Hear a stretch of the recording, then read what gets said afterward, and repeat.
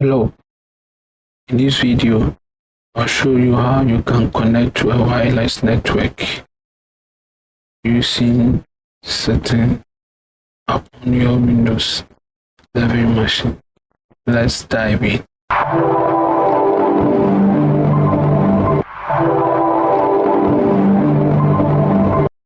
Hello, my name is Edmond Sakwadi.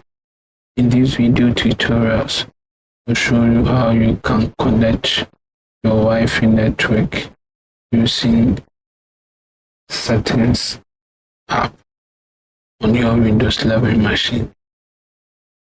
So to start, if you are new to this channel and you are not yet subscribed, then click on the subscribe button and tap on the bell icon so that you do not miss our next video.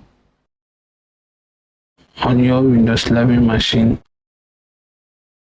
click on Start button, then click on Settings app,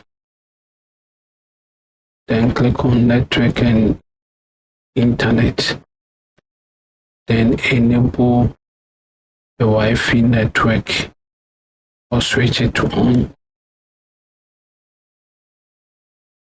and the arrow beside it, click on it to view available network or wireless network. Then choose the wireless network that you want to connect.